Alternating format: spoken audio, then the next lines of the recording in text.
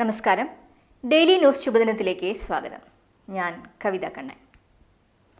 പുതിയ കാര്യങ്ങൾ പഠിക്കാൻ മനസ്സിനെ പ്രാപ്തമാക്കേണ്ടത് എങ്ങനെയാണ്? ഇതാണ് ഇന്നത്തെ ശുഭദിന ചിന്ത. ഡെയിലി ന്യൂസ് ശുഭദിനം നിങ്ങൾക്കായി അവതരിപ്പിക്കുന്നത് അമൃത്വേണി ഹെയർ എലിക്സിയർ. ആ നാട്ടിലെ വളരെ പ്രസിദ്ധനായ പണ്ഡിതൻ സന്യാസിയെ കാണുവാനായി എത്തി. അദ്ദേഹം സന്യാസിയോട് ചോദിച്ചു, എനിക്ക് ജീവിതത്തിൻ്റെ സത്യം എന്താണെന്നറിയണം, എനിക്കത് പറഞ്ഞു തരുമോ? സന്യാസി തിരിച്ചു ചോദിച്ചു, താങ്കൾ ആരാണ്? അയാൾ പറഞ്ഞു, അങ്ങേക്കെന്നെ അറിയില്ലേ, ഞാൻ ഈ നാട്ടിലെ വളരെ പ്രശസ്തനായ പണ്ഡിതനാണ്. ഞാൻ ഒരുപാട് വേദഗ്രന്ഥങ്ങളെല്ലാം വായിക്കുകയും പഠിക്കുകയും ചെയ്തിട്ടുണ്ട്. കൂടാതെ ഞാൻ ധാരാളം പുസ്തകങ്ങളും എഴുതിയിട്ടുണ്ട്. എല്ലാവർക്കും ഇതേക്കുറിച്ചെല്ലാം വളരെ നല്ല അഭിപ്രായമാണ്. ഇത്രയധികം ഗ്രന്ഥങ്ങൾ വായിച്ചിട്ടും എനിക്ക് ആ സത്യം മനസ്സിലാക്കാനായില്ല. ആ സത്യം കണ്ടെത്താനാണ് ഞാൻ അങ്ങയുടെ അടുത്ത് വന്നിരിക്കുന്നത്.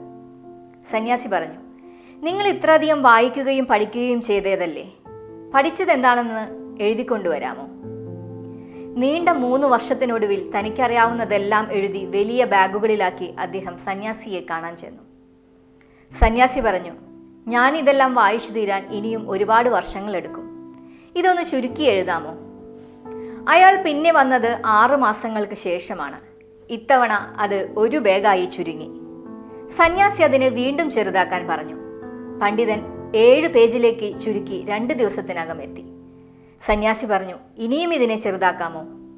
പണ്ഡിതൻ കുറച്ചുനേരം ആലോചിച്ചു. എന്നിട്ട് അടുത്ത മുറിയിൽ പോയി അവിടെ നിന്നും ശൂന്യമായ ഒരു വെള്ള കടലാസ് എടുത്തുകൊണ്ടുവന്നു. സന്യാസി പുഞ്ചിരിച്ചുകൊണ്ട് പറഞ്ഞു, ഈ ശൂന്യമായ കടലാസ് അർത്ഥമാക്കുന്നത് ഇതുപോലെ നിന്റെ മനസ്സും ശൂന്യമാണ് എന്നാണ്. ഇപ്പോൾ താങ്കൾ പുതിയ കാര്യങ്ങൾ പഠിക്കാൻ തയ്യാറായിരിക്കുന്നു.